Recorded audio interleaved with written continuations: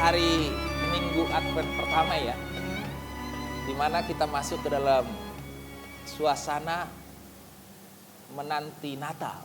Saudaraku yang terkasih, tapi hari ini saya tidak akan membahas tentang Natal. Saya ingin membahas tentang apa yang Yesus pertaruhkan di atas kayu salib. Kenapa ini saya ambil? Karena saya berharap dengan kita mengerti apa yang Yesus pertaruhkan, lalu kita akan bisa memahami dan menghargai makna Natal yang sesungguhnya.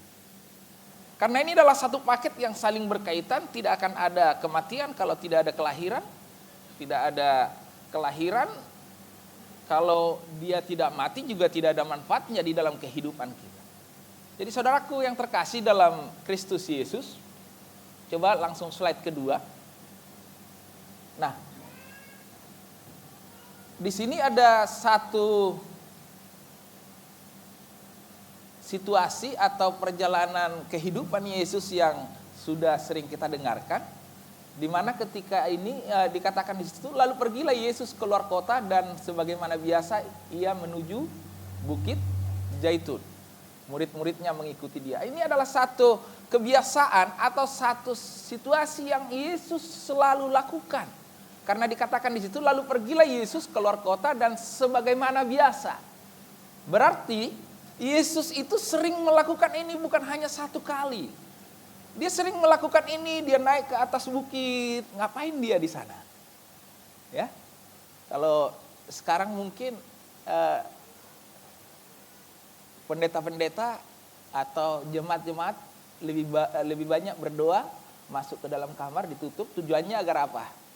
Agar dia bisa menyendiri, terus agar dia bisa cari waktu yang tenang untuk dia berkomunikasi dengan Tuhan. Nah, saudaraku yang terkasih, sebagaimana Bapak Ibu di tempat ini, ya, harusnya yang datang ke sini harus penuh sukacita semua, tersenyum, ya, amin. Harus senyum semua. Karena apa? Karena kalau kita mau bersekutu di sini, kita harus penuh sukacita agar orang-orang yang di samping kiri kita, kanan kita itu yang tadinya bawa masalah dari luar, begitu lihat senyum kita dia langsung berubah, gitu kan? Karena itulah tujuan kita bersekutu. Kalau memuji Tuhan, menjalin hubungan dengan Tuhan tidak harus di gereja, di rumah juga bisa lebih enak, tidak ada yang ganggu, ya kan? Tetapi kalau kita sudah bersekutu di tempat ini, berarti kita mau kehadiran kita itu berpengaruh buat orang lain. Kita mau kehidupan kita itu, kedatangan kita itu berdampak baik kepada orang lain. Ya, tidak ada yang bisa kita berikan secara materi, paling tidak senyum kita berikan. Nah, saudaraku yang terkasih, di sini kita kembali kepada topik apakah yang Yesus pertaruhkan, sehingga di sini kita melihat di saat dia berdoa, dia katakan, ya Bapakku, jikalau engkau mau ambillah cawan ini daripadaku, tetapi bukanlah kehendakku, melainkan kehendakmu lah yang terjadi. Ada satu situasi yang terjadi di mana Yesus ini setelah perjamuan kudus dengan murid-muridnya, menjelang dia disalibkan, dia pergi ke atas bukit untuk berdoa. Dia berkata di situ, ya Bapakku, jikalau sekiranya mungkin ambillah cawan ini. Cawan ini berbicara penderitaan yang akan dia alami. Tetapi di dalam kehidupan kekristenan seringkali lebih ditonjolkan penderitaan di sini apa? Penderitaan jasmani yang akan diterima oleh Yesus. Nah, kita mau lihat apakah sebenarnya penderitaan itu. Jadi kalau di sini kita melihat banyak orang berpikir bahwa Yesus menderita secara jasmani sehingga dia sampai berkata, ambillah cawan ini daripadaku, seolah-olah Yesus itu takut menghadapi sebuah kematian. Sementara kita tahu Yesus datang untuk apa? Yesus datang, kalau minggu lalu Ibu Sari katakan kehadiran Yesus itu dia mau berkomunikasi dengan saudara. Dia mau dekat dengan kita semua yang ada di sini. Ya tidak, itu tepat semua. Tetapi lebih daripada itu, bahwa kehadiran dia ke dunia ini ada satu tujuan yang dia sudah tetapkan sendiri, karena dia juga Tuhan. Dia sudah tetapkan itu bahwa dia datang ke dunia untuk mati. Jadi kalau kita berpikir bahwa kematian Yesus atau penderitaan Yesus di kayu salib, itu yang membuat dia sampai berdoa seperti itu, berarti seolah-olah ada kontradiksi yang terjadi. Ayat 44 dikatakan begini. Ia sangat ketakutan dan makin bersungguh-sungguh berdoa. Dia semakin ketakutan dan sungguh-sungguh berdoa. Bahkan dikatakan itu peluhnya menjadi seperti titik-titik darah yang bertetesan ke tanah. Saudaraku yang terkasih, intinya di situ ada ketakutan yang luar biasa yang Yesus rasakan, di mana menjelang dia akan melakukan satu tugas yang dia sudah tetapkan sendiri. Saudara, coba lanjut slide-nya. Pertanyaannya, apakah Yesus takut mati? Pertanyaannya lagi, kalau saya bertanya kepada Bapak Ibu, kira-kira di luar Yesus atau selain Yesus, banyak enggak pendeta atau orang Kristen yang mau mati dan tidak takut untuk mati demi nama Yesus? Banyak. Tetapi kenapa di sini Yesus ketakutan? Kenapa Yesus merasa sampai dia berkeringat darah karena ketakutan yang luar biasa? Sementara dia mengajarkan kepada murid-muridnya di dalam Matius 10 ayat 28 dikatakan di situ, dia berkata kepada murid-muridnya, janganlah kamu takut kepada mereka yang dapat membunuh tubuh. Yesus katakan engkau tidak perlu takut kepada orang yang bisa membunuh tubuh. Kita tidak perlu takut kepada orang yang bisa menganiaya tubuh kita. Kita tidak perlu takut atas penderitaan jasmani yang akan kita alami. Tetapi Yesus katakan apa di situ? Tetapi kepada mereka yang dapat membunuh tubuh, tetapi yang tidak berkuasa membunuh jiwa, takutlah terutama kepada siapa? Kepada Dia yang berkuasa membinasakan baik jiwa maupun tubuh di dalam neraka. Ini siapa ini yang bisa membinasakan tubuh dan jiwa? Yesus katakan engkau tidak boleh takut kepada orang yang membunuh tubuh. Engkau tidak boleh takut kepada hal-hal yang jasmani. Kalau kita mau terapkan ini di dalam kehidupan kita sehari-hari, harusnya kita tidak boleh takut kalaupun ada penderitaan jasmania yang akan kita alami. Kita dianjurkan Yesus takut kepada apa? Kepada sesuatu hal yang bisa memisahkan kita dari kasih Tuhan. Bahasa sederhananya begitu. Kalau sesuatu penderitaan itu atau masalah dan itu tidak berpengaruh kepada hubungan kita dengan Tuhan, kita tidak perlu takut. Tetapi kalau ada situasi yang membuat kita bisa lepas dari kasih Tuhan, itu yang perlu kita takuti. Saudara yang terkasih,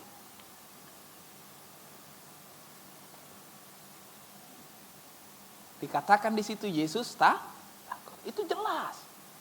Yesus takut itu jelas. Betul-betul takut. Tetapi pertanyaannya sekarang, ketakutannya itu karena apa? Di sini jelas dikatakan Yesus anjurkan kepada murid-muridnya, engkau tidak boleh takut kepada orang yang bisa membunuh tubuhmu.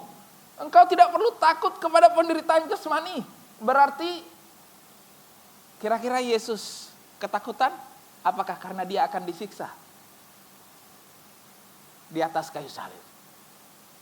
Kemungkinan besar tidak. Nah, coba lanjut berikutnya. Oh, coba kembali. Jadi ada situasi sebelumnya, Bapak Ibu boleh baca itu di dalam Lukas 22, kalau tidak salah itu ayat 23 sampai seterusnya. Waktu itu setelah perjamuan kudus, Yesus bercerita-cerita dengan murid-muridnya, lalu dia menceritakan bahwa dia akan disalibkan, dia akan mati. Ada satu orang muridnya yang tiba-tiba berteriak, dia katakan apa? Itu tidak boleh terjadi. Siapa itu? Petrus. Dia katakan bahasa sederhananya, lebih bagus aku mati. Engkau tidak boleh mati, lebih bagus aku mati. Keberanian Petrus ini, lalu Yesus tanggapi dengan apa? Dia katakan apa? Pergilah engkau setan. Karena apa? Karena Yesus mengetahui kehadirannya ke dunia ini yang akan kita rayakan nanti tanggal 25 Desember itu, bahwa kehadiran dia ke dunia ini adalah satu tujuan untuk mati. Tidak ada tujuan yang lain. Dia datang untuk mati. Dia datang untuk mati karena kematian itu sangat berharga bagi manusia.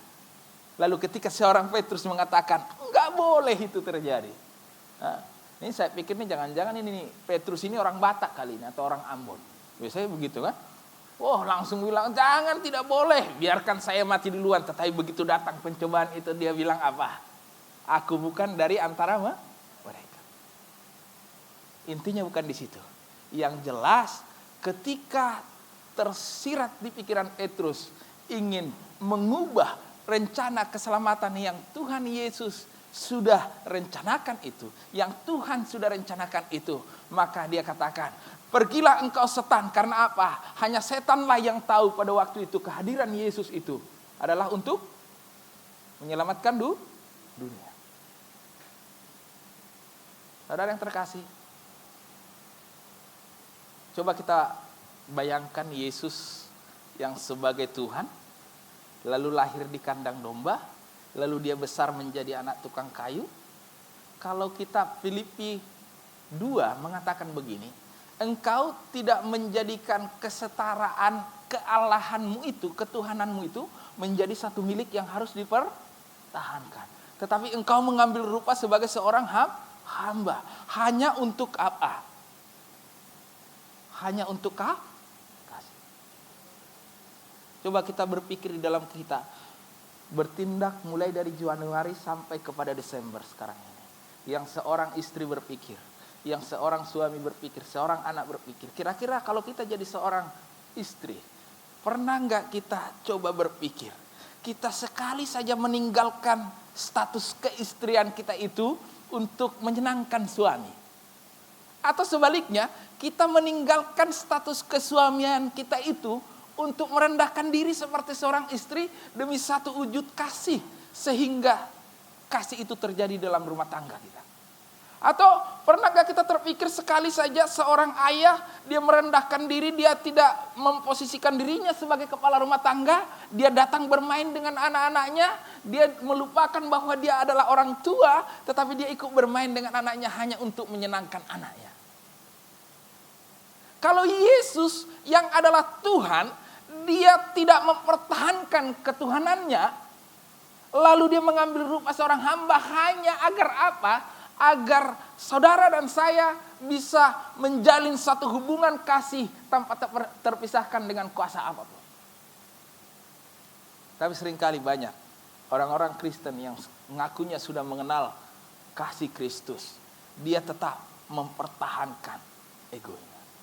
Saudaraku yang terkasih, ada satu cerita seorang suami. Jadi ini kisah nyata tapi saya tidak perlu sebutkan. Jadi ada satu rumah tangga yang sudah punya anak 2 orang, sudah besar-besar. Tetapi selama kurang lebih 15 tahun rumah tangganya ini tidak harmonis. Secara materi mereka tidak kekurangan. Mereka diberkati dengan materi yang berkecukupan lah. Saya tidak bilang berlebihan, tapi berkecukupan lah. Tapi dalam kehidupan mereka, rumah tangga mereka yang tidak pernah harmonis. Tapi yang lucunya, puji Tuhan juga, 15 tahun itu mereka lalui dengan sesuatu yang tidak harmonis, tapi mereka tidak mau juga berpisah. Puji Tuhan juga. Kalau saya melihatnya, ada pekerjaan Tuhan di dalamnya, Tuhan pertahankan rumah tangga. Lalu akhirnya mereka cerita dengan saya, yang istri cerita dengan saya, yang suami cerita dengan saya. Akhirnya ketemulah satu permasalahan yang sangat sederhana di dalam sebuah rumah tangga sebenarnya. Ternyata ada orang ketiga dan itu terjadi sebelum pernikahan mereka. Bukan setelah pernikahan. Ada orang ketiga sebelum pernikahan mereka, di istrinya. Dan itu terjadi bukan setelah menikah. Cuman kesalahan istrinya ini dia tidak terbuka sebelumnya. Nah, akhirnya begitu berumah tangga, ia tidak terbuka karena dia takut mungkin gagal menikah. Dia takut mungkin kehilangan calon suaminya waktu itu. Akhirnya apa? Dia memilih menyimpan itu. Lalu akhirnya dia cerita setelah punya anak. Mulai dari situ. keluarga mereka menjadi tidak harmonis. Saudaraku yang terkasih, yang istri ini sudah begitu menyadari kesalahannya, ketidakterbukaannya, tetapi yang suami tetap mempertahankan egonya. Dia selalu menganggap istrinya salah. Tapi puji Tuhan, istri ini bersabar terus.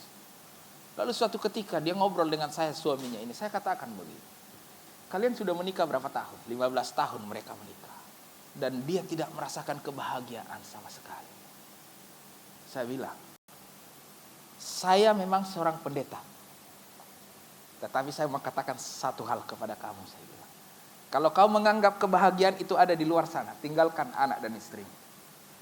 Tapi jangan menyesal kalau ternyata kebahagiaan itu ada di rumahmu sendiri. Saya melihat di sana apa? Saya mengajak dia berpikir bahwa itu sudah masa lalu.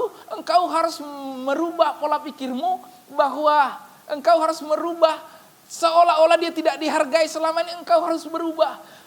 Harga dirimu sebagai seorang laki-laki itu rendahkan sampai ke bawah, agar engkau bisa melihat sesuatu yang berharga yang dimiliki istri. Bapak Ibu yang terkasih, dia menderita 15 tahun hanya karena mempertahankan keegoisannya. Dia menderita 15 tahun, menderitanya apa? Dia tidak merasakan sukacita. Dia dari rumah pergi ke kantor, selesai pekerjaan di kantor, dia mungkin dengan banyak masalah pulang dia ke rumah. Jadi rumah itu menjadi seolah-olah tempat yang tidak baik buat dia. Akhirnya pas setiap hari dia juga marah-marah sama anaknya, marah-marah sama istrinya. 15 tahun dia merasakan hal seperti itu. Saya katakan begini, Tuhan tidak bisa ubah itu. Tapi bersyukurlah 15 tahun Tuhan pertahankan rumah tanggamu. Tuhan tidak bisa ubah itu, yang bisa ubah itu adalah kau. Engkau rubah pola pikirmu, rendahkan dirimu, egoismu buang. Ampunilah istrimu. Walaupun menurut istrimu dia tidak salah. Saudaraku yang terkasih, kalau Yesus sebagai Tuhan yang menjadi seorang manusia, dia lepaskan jabatannya dan dia datang kepada saudara untuk mengampuni kita. Kenapa kita tidak bisa mengampuni orang lain? Kenapa kita tidak bisa membuang segala ego kita, lalu kita datang berdamai dengan orang lain? Coba lanjut selanjutnya. Kita kembali ke sini. Stefanus, tadi bukti pertama bahwa Yesus itu katakan kepada murid-muridnya, jangan takut kepada orang yang bisa membunuh tubuh. Takutlah kepada yang bisa membunuh jiwa dan siapa itu? Yang bisa membunuh jiwa dan roh, hanya Tuhan.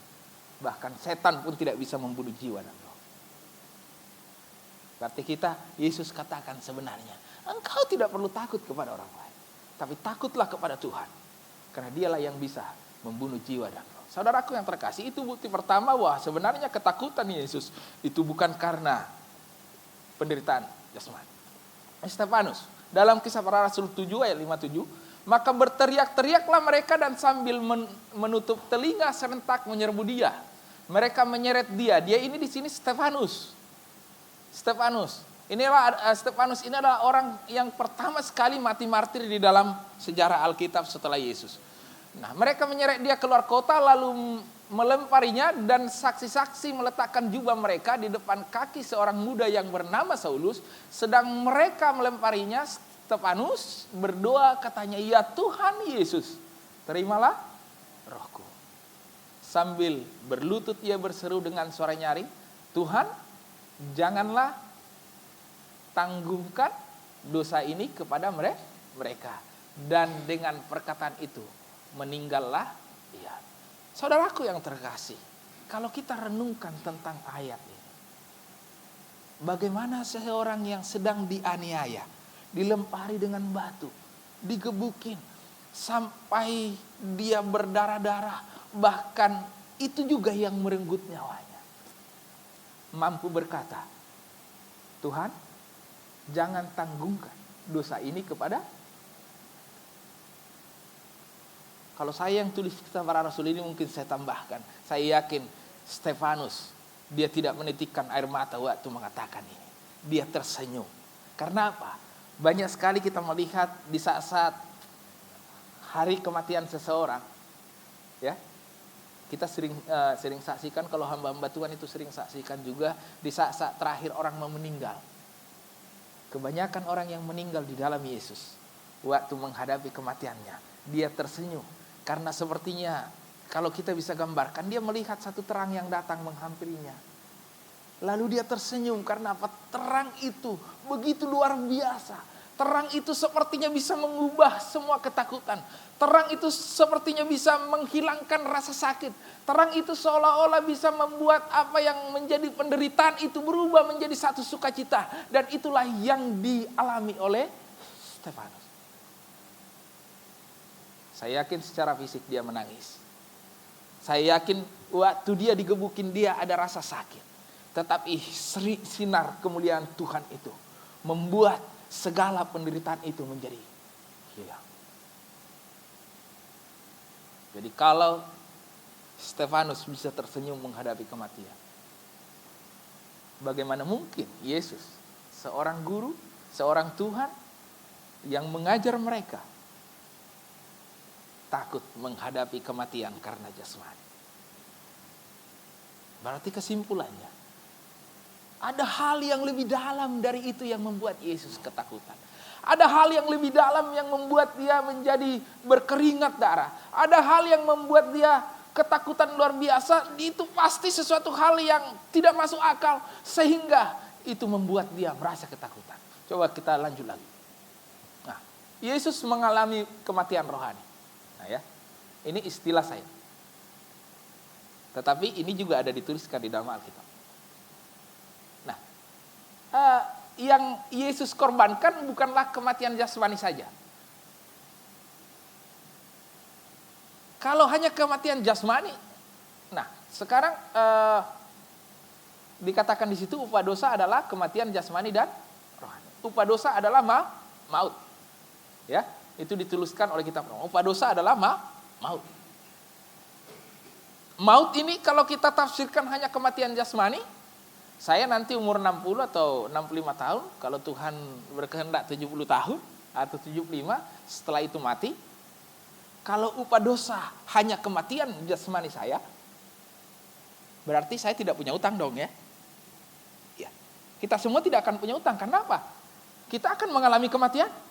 Akibatnya ibarat kata nih, kalau saya bikin kesalahan, lalu saya dipenjara 3 bulan, karena kesalahan saya itu, setelah saya selesaikan itu, secara hukum saya bebas ya. Walaupun mungkin sanksi sosial ada. Tapi yang jelas, secara hukum saya. Nah kalau kematian, upah dosa adalah maut dan kematian itu hanya kematian jasmani, berarti Yesus tidak perlu datang ke dunia ini. Karena apa? Saudara dan saya akan mengalami kematian.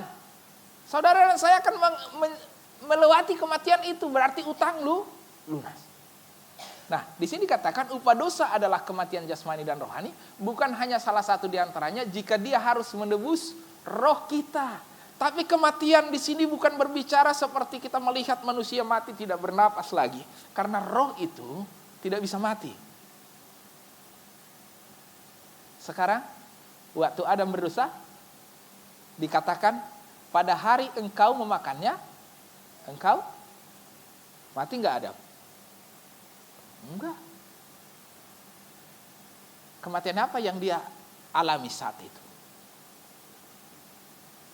Mereka masih bisa lihat Tuhan enggak? Mereka dikatakan di situ setelah kejadian itu, lalu mereka mendengar suara langkah Tuhan. Yang tadinya mereka bisa bertatapan muka dengan Tuhan, begitu mereka makan buah itu, maka mereka mati secara rohani. Artinya apa? Hubungan dengan Tuhan itu terputus. Kematian rohani yang dimaksud di situ berbicara hal seperti itu. Jadi dikatakan di situ bagaimana dia akan menebus roh kita. Artinya hubungan yang terputus dengan Tuhan kalau hanya kematian jasmani. Lalu dikatakan begitu, mempertaruhkan keberadaan rohnya, keberadaan kekalnya, bukan sekedar kematian jasmani di mana dia tahu bahwa dia akan dibangkitkan 3 hari setelah itu. Jika hanya kematian jasmani, banyak orang yang tidak takut. Jadi saudaraku yang terkasih, kematian rohani ini berbicara seperti ini apa? Bahwa ketika dia menjelang dia disalibkan, dia ketakutan. Bukan karena dia takut menderita secara jasmani. Bukan karena dia takut dianiaya fisiknya. Tetapi inilah salah satu ketakutan yang Yesus. Yaitu di mana ketika dia harus naik ke atas kayu salib. Maka dia berkata di situ apa? Coba lanjut. Slide-nya. Di dalam 1 Petrus 3 ayat 18-20. Sebab juga Kristus telah mati sekali untuk segala dosa kita. Ia yang benar untuk orang-orang yang tidak benar, supaya ia membawa kita kepada Tuhan. Ia yang telah dibunuh dalam keadaannya sebagai manusia, tetapi yang telah dibangkitkan menurut roh. Kalau tidak ada kematian, perlu nggak ada kebangkitan. Artinya bahwa di situ dikatakan, tetapi ia yang telah dibangkitkan menurut roh. Dan di dalam roh itu juga ia pergi memberitakan Injil kepada roh-roh di dalam penjara. Nah, ini roh-roh di dalam penjara ini siapa? Ini berbicara apa? Ayat 20, yaitu kepada roh-roh mereka yang dahulu pada waktu Nuh tidak taat kepada Tuhan. Ketika Tuhan tetap menanti dengan sabar. Ada banyak hamba-hamba Tuhan yang menerjemahkan ini. Kemana Yesus pergi? Ada yang mengatakan 3 hari itu dia manfaatkan di dalam dunia orang lain. Tapi ada juga yang mengatakan bahwa Yesus setelah bangkit, berapa hari lagi dia naik ke surga? 40 hari. Kira-kira 40 hari itu dia kemana ya? Apa tiap hari dia bertemu dengan murid-muridnya? Belum tentu. Ada juga orang yang berpendapat waktu yang senggang itu. Dia juga ada di sini. Itu tafsiran semua. Tapi yang jelas, Yesus turun ke dalam dunia orang mati. Dia memproklamirkan dirinya, sayalah Yesus juru selamat itu. Sayalah Mesias. Karena apa? Kenapa dia harus lakukan itu? Dia harus lakukan itu. Dia pergi bukan kepada Abraham. Dia tidak perlu beritakan Abraham mengenal dia. Dia tidak perlu pergi kepada Musa. Dia tidak pergi kepada Yosua. Dia pergi kepada siapa? Kepada orang-orang yang tadinya menolak Nuh waktu dia mendirikan membangun sebuah bait. Berarti mereka itu adalah orang-orang yang tidak percaya. Kalau orang-orang tidak percaya, tempatnya di mana?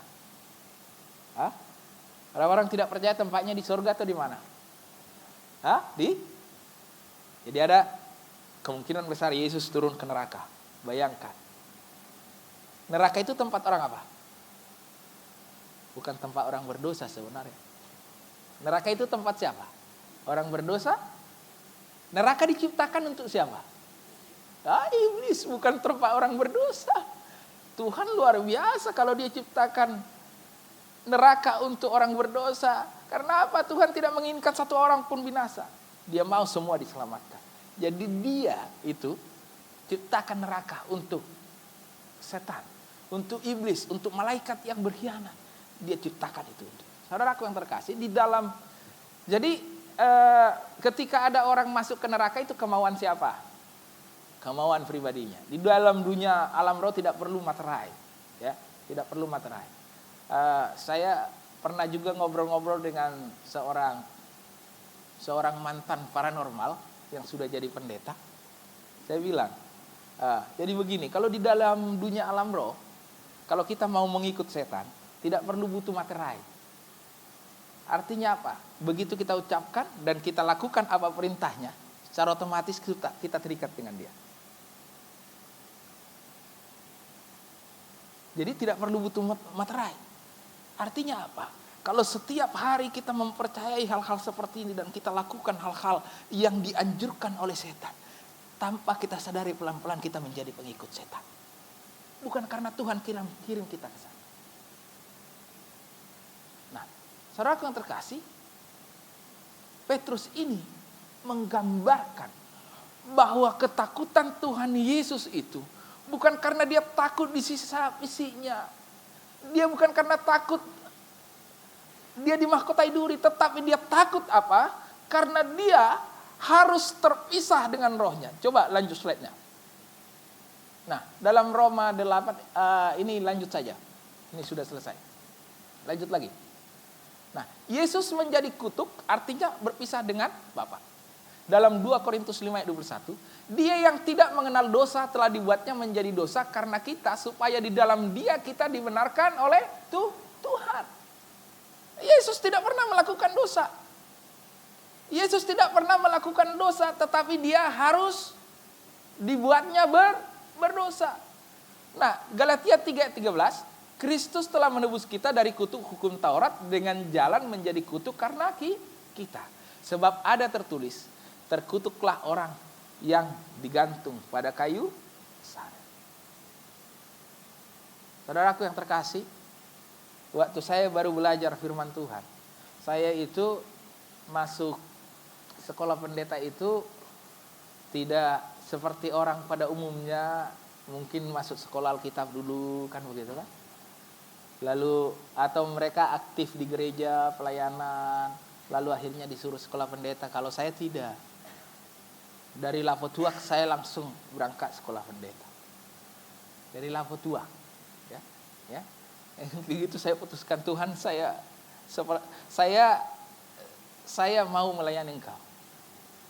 Ini saya cerita kepada istri saya, dia rada-rada nggak percaya. Saya bilang ada seorang pendeta yang mau antar saya dulu ke sekolah STT IKAT itu, mau di ospek. Jadi kalau kami di ospek itu luar biasa dulu Bapak Ibu. Kita disuruh merangkak di lumpur. Tujuannya sih baik, walaupun kita melihatnya ini kok sekolah pendeta begini kan gitu. Tujuannya baik. Dia ingin melucuti semua harga diri kita. Mereka ingin itu, senior-senior kita datang dengan kerendahan hati yang luar biasa. Kita meninggalkan egois kita. Jadi, saudara yang terkasih, waktu itu saya masih ingat. Saya bilang sama pendeta ini, dia pendeta orang Manado. Walaupun kaya tetap kere, karena namanya pendeta Stanley Kere. Itu. Saya baru tahu kalau orang Manado itu ada marganya Kere. Jadi namanya, walaupun mobilnya mau tambah 2, tambah 3, dia tetap Kere. Ya, karena namanya Stanley Kere. Saya bilang sama dia yang bawa saya, Pak, boleh nggak saya terakhir kali saya ngerokok? Saya bilang. Lalu akhirnya dia bawa saya ke warung depan kampus itu. Saya ingat itu, dia temanin saya. Pendeta temanin saya ngerokok untuk yang terakhir kali. Mau bilang selamat tinggal. Kita tidak sedang membicarakan rokoknya, tapi yang sedang kita bicarakan di situ, satu komitmen saya yang saya tetapkan waktu itu. Saya katakan, Tuhan, saya mau ini menjadi awal sesuatu yang baik di dalam kehidupan saya. Jadi saudaraku yang terkasih, itu saya. Yesus bagaimana? Yesus jauh lebih besar. Dia katakan di situ, dia yang tidak mengenal dosa. Kalau saya orang berdosa yang Tuhan pilih. Tetapi ini kebalikannya. Yesus yang tidak berdosa dipilih agar berdosa. Yesus yang tidak melakukan dosa, dia pilih agar berdosa. Kristus itu menjadi kutuk, artinya apa? Kutuk itu artinya terpisah dari Tuhan. Jadi kita jangan berpikir bahwa kalau kutuk itu hanya artinya itu dapat gempa bumi lah, dapat penderitaan lah, jatuh miskin lah, atau hal lain lah. Kutuk itu berbicara apa? Terpisah dari Tuhan. Kalau orang sudah terpisah dari Tuhan, bahaya. Dia tidak akan bisa merasakan satu sukacita yang kita dapatkan sekarang. Ini saudaraku yang terkasih. Kenapa Yesus sampai keringat darah di Taman Getsemani? Kalau kita coba lanjut slide-nya. Nah, ini ada satu Paulus meniru semangat Kristus pergi ke neraka demi keselamatan saudara-saudaranya. Bukan dia pergi sebenarnya, tapi dia katakan di sini dalam Roma, aku mau terkutuk dan terpisah dari Kristus demi saudara-saudaraku. Ini seorang Paulus yang tadinya mengejar-ngejar orang Kristen, yang coba membunuh orang yang percaya Yesus. Lalu akhirnya begitu dia diubahkan oleh Tuhan Yesus, dia berkata ini, aku mau terkutuk dan terpisah dari Kristus demi saudara-saudaraku. Kaum sebangsaku secara jasmani, bahkan aku mau terkutuk dan terpisah dari Kristus. Ungkapan yang sangat keras ini, terkutuk dari Tuhan berarti terpisah selamanya dari Tuhan. Artinya seorang Paulus aja yang menghargai betapa besarnya kasih Tuhan, dia katakan apa? Aku rela masuk neraka agar orang-orang di sekitarku, orang-orang Yahudi itu bisa diselamatkan oleh Tuhan. Luar biasa. Bapak Ibu yang terkasih, sebelum kita lanjut, kalau kita renungkan kehidupan kita di tengah-tengah keluarga kita sebagai seorang suami, kira-kira dalam 1 tahun ini hal-hal baik apa yang kita sudah lakukan kepada keluarga kita? Atau sebaliknya seorang istri, hal-hal baik apa yang kita sudah lakukan kepada suami kita? Kadang-kadang permasalahan hal-hal yang sepele itu bisa menjadi sesuatu yang besar di tengah-tengah keluarga. Ini bukan hanya kepada jemaat, hamba-hamba Tuhan juga banyak yang seperti itu. Bahkan saya pribadi tidak luput dari kesalahan-kesalahan yang seperti itu. Tetapi saya berusaha untuk merenungkan kehidupan itu. Setiap saya melakukan satu kesalahan, harusnya saya tidak seperti itu. Ya. Beberapa hari yang lalu, kami ada menikahkan keponakan. Kalau ada orang Batak di sini, mereka tahu kalau keponakan itu artinya bere. Kalau bere itu berarti dia punya tulang. Saya tulangnya waktu menikahkan. Tulang itu harus dihormati. Mulai dari datang ke gedung itu sampai pulang harus dihormati. Nah, tapi pulang dari situ saya sempat marah. Karena apa? Ternyata calon suaminya sudah diberkati waktu itu. Suami dari ponakanku ini tiba-tiba tensinya naik, nggak tahu mungkin kecapean, sehingga waktu kita dari tulang itu dibatasi, dikasih waktu karena udah mau ke dokter katanya. Padahal dari malam saya udah siapkan kata-kata yang indah untuk memotivasi keponakanku ini.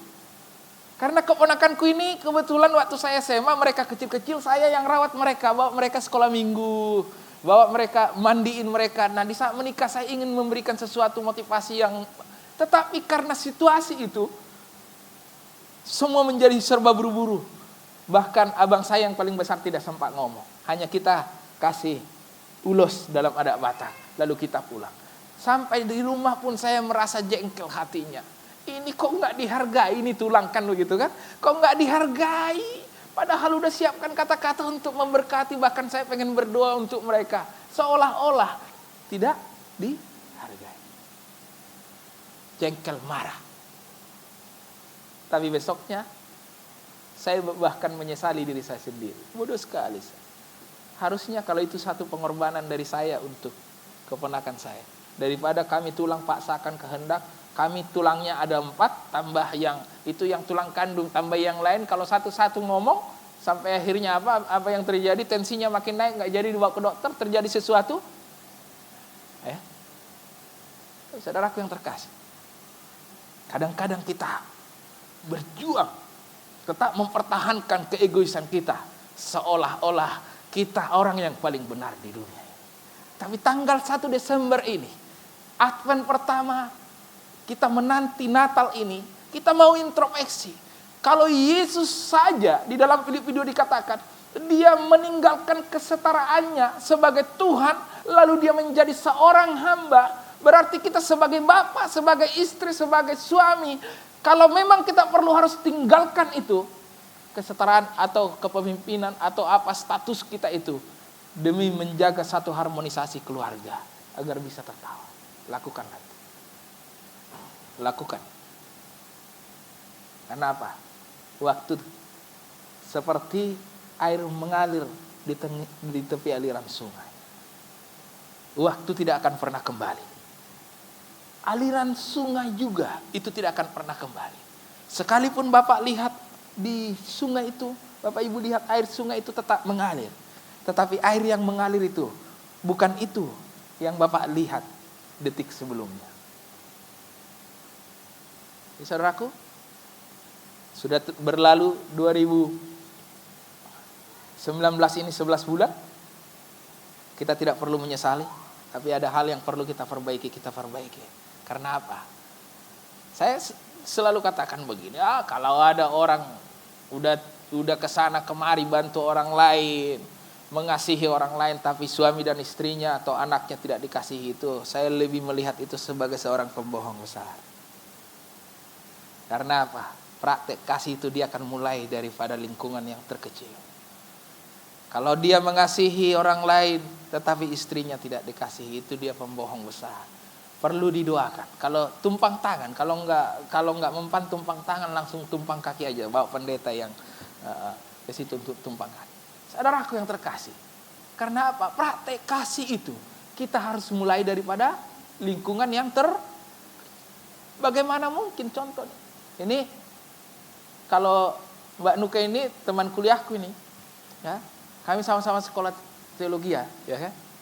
Cuman dia lebih memperkuat MC sekarang, saya lebih memperkuat karena saya nggak bisa lagi jadi MC loncat-loncat. Kalau Mbak Nuka suaranya juga bagus, nggak seperti saya, ya kan. Jadi kalau Mbak Nuka ini tiba-tiba mengasihi saya lebih dulu, suaminya di rumah tidak duluan dia kasih, kira-kira orang melihatnya seperti apa? Karena apa? Dia harus lakukan itu dulu kepada lingkungan keluarganya. Lalu sekarang Yesus katakan begini, kalau hukum yang lama itu dikatakan kasihilah sesamamu, bencilah musuhmu. Tapi aku katakan kepadamu, kasihilah musuhmu seperti. Mungkin enggak? Mungkin enggak dengan kasih yang Bapak Ibu miliki untuk mengasihi musuh kita? Tidak mungkin, impossible. Tapi mungkin enggak kalau kasih Kristus yang dia lakukan ini, dia datang dari sorga, mengambil rupa sebagai seorang hamba, karena apa? Karena kasih. Kenapa dia naik ke atas kayu salib? Karena kasih. Nah, coba lanjut slide-nya. Nah, Yesus ditinggalkan Bapaknya. Ini lanjut saja.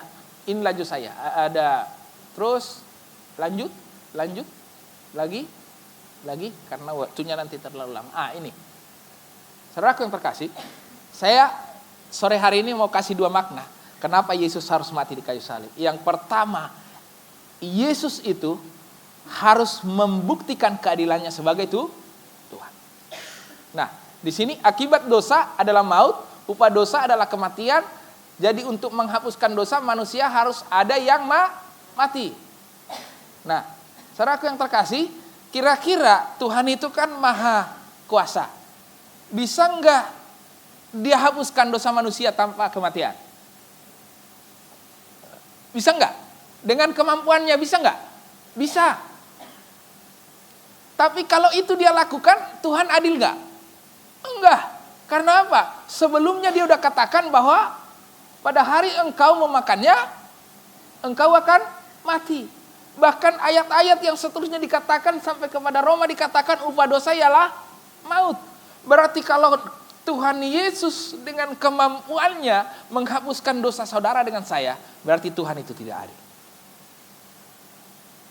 Jadi alasan pertama kenapa dia harus mati di atas kayu salib. Karena dia membuktikan bahwa keadilan Tuhan itu sempurna, absolut. Keadilan Tuhan itu sempurna. Keadilan Tuhan itu tidak seperti keadilan saudara dan saya. Kita tidak bisa adil seperti Tuhan. Kita mengarah kepada, karena Kristus sudah ada di dalam kita, maka keadilan kita berjalan pelan-pelan menuju keadilan seperti keadilan Yesus. Kapan itu akan sempurna? Ketika kita melepaskan tubuh jasmani kita bertemu dengan Tuhan Yesus. Disitulah keadilan kita bisa sempurna. Walaupun kualitasnya beda dengan Tuhan. Kalau jemaat-jemaat sekarang ini banyak tiba-tiba usaha bangkrut, udah langsung kata, aduh Tuhan tidak adil. Ya, memang nggak usah munafik, Bapak Ibu. Saya juga sempat pernah mengalami yang seperti itu. Saya udah pernah cerita kan, waktu kulihat orang tua saya, keluarga saya mengatakan, oh kau mulai sakit karena kutuk, karena dikutuk oleh Tuhan, karena kau bandal. Kulihat teman di samping saya bandalnya masih 1:10 dengan saya Saya cuman bandalnya sedikit, dia bandalnya 10. Kok dia nggak dikutuk Tuhan? Tuhan nggak adil nih. Ya. Saudaraku yang terkasih, pola pikir yang seperti itu. Jadi kadang-kadang karena permasalahan jasmani atau ekonomi, kita mengatakan Tuhan itu tidak adil. Tapi di sini dikatakan, kematian Yesus itu membuktikan keadilannya. Lanjut. Nah. Terus ini. Kenapa Yesus mati? Karena bukan. Mana tadi? Kok lanjut? Karena kodrat kasih yang Jadi kenapa Yesus harus mati di kayu salib? Karena dia memiliki kodrat kasih yang sempurna. Ketakutan dia yang luar biasa itu. Coba bayangkan Tuhan Maha Kuasa. Lalu di sampingnya Tuhan Maha Kasih. Sama-sama sempurna. Kuasanya sempurna, kasihnya sempurna. Ketika dia ke atas kayu salib, kalau kekuasaannya yang sempurna ini dia tidak lepaskan, dia bisa mati enggak? Coba. Kalau kekuasaan Tuhan itu, kealahannya itu, kekuasaannya itu tidak dia lepaskan, Yesus bisa mati enggak di atas kayu salib? Atau sebaliknya? Atau sebaliknya? Jadi saudaraku yang terkasih, Yesus berdoa di Taman Getsemani, dia sampai keringat darah, karena apa? Karena ketika dia di atas kayu salib, dia berkata begini, Eloi, Eloi, lama sabachthani. Tuhanku, Tuhanku, kenapa engkau meninggalkan aku? Karena apa? Ketuhanannya itu harus lepas, agar dia bisa menjadi korban untuk menebus dosa saudara dan saya. Itulah, bayangkan Tuhan yang maha kuasa sempurna dan maha kasih sempurna. Kuasa dan kasih itu harus terpisah agar penyalipan itu, penebusan itu bisa terjadi.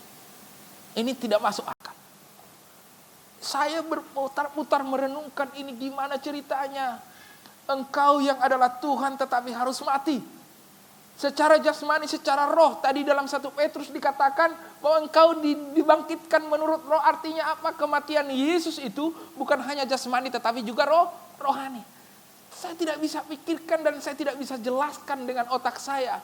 Saya bisa menerima bahwa itu memang betul-betul terjadi. Bahwa kekuasaan Tuhan harus terpisah dengan kasihnya. Kasihnya itu melekat di kayu salib. Dan kuasanya itu meninggalkan dia. Agar dia bisa mati. Yang melekat di kayu salib adalah kasihnya yang sempurna. Jadi bayangkan. Coba kita renungkan itu. Ini tidak masuk akal. Tidak masuk akal. Tetapi itu bayangkan. Kekuasaannya itu harus terpisah dengan kasihnya. Lalu kasihnya itu masuk ke dunia orang mati. Lalu menginjili orang mati. Dan itu terjadi. Atribut ketuhanannya itu semua dia lepaskan hanya untuk sebuah penebusan. Dan itulah yang membuat dia sampai keringat darah. Menangis karena apa? Karena dia mempertahankan atau mempertaruhkan apa? Ketuhanannya sebagai Tuhan. Kekekalannya itu dia pertaruhkan. Waktu di kayu salib, Yesus kekal gak? Dia tidak kekal. Karena dia mati selama 3 hari.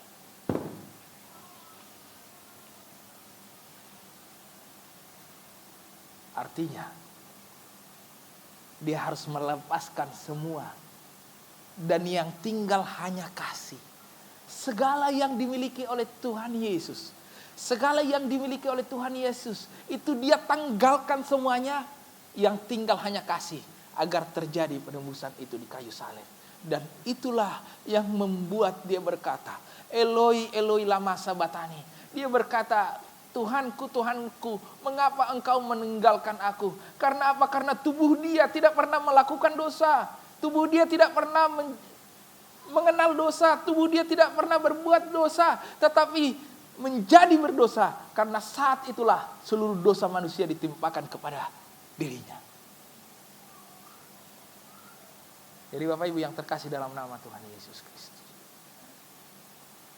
Mungkin kalau kita melihat Natal, kita hanya melihat Tuhan Yesus lahir di kandang domba. Kita hanya melihat dia dibungkus dalam palungan. Kita hanya melihat sukacita ada pohon Natal, ya. Ya, kalau di kampung kami pohon Natalnya bukan begini. Dia cari pohon pinus, lalu ditebang, diambil ini ditebang juga pohon pisang, lalu dahan-dahan pohon pinus itu ditancapkan satu-satu. Saya ingat itu, nggak bisa saya lupakan itu. Kalau ini pakai lampu, kalau kami pakai lilin. Lalu di setiap daun pohon pinus itu dicantolkan ini lilin. Nah, kalau kami dulu, kalau begini kan ada ruang kosong nih. Nah, jemaat pada duduk, yang dewasa-dewasa sekolah minggu duduk di depan semua. Biasanya ini khotbah ini, kalau khotbah Natal ini udah terlalu lama, udah mulai nggak sabaran nih sekolah minggu. Tahu nggak Bapak Ibu kenapa nggak sabaran? Keburu lilin yang di pohon Natal itu habis, dia tidak sempat ribut lagi. Karena apa? Begitu amin katanya, sekolah minggu berlomba untuk sampai pohon Natal itu mau roboh karena berlomba untuk mengambil lilin yang masih paling panjang. Bapak Ibu, kalau di Jakarta ini gampang cari lilin. Waktu zaman saya cari lilin di kampung saya susah. Itu lilin itu menjadi satu hal yang berharga dan satu kebanggaan tersendiri kalau ketika kita sekolah minggu bisa ambil lilin yang paling banyak sisanya. Nah, kalau khotbahnya lama bisa-bisa begitu amin lilinnya udah habis juga, nggak ada yang bisa kita ambil. Nah, Natal itu suasana ceria. Tapi harusnya kayu salib pun juga menjadi sesuatu yang ceria. Bukan sesuatu. Karena apa? Bukan sesuatu yang menyedihkan. Karena memang Yesus datang untuk mati. Saudaraku yang terkasih, lanjut. Nah, kesimpulannya. Kematian Yesus seharusnya membuat mata rohani kita terbuka.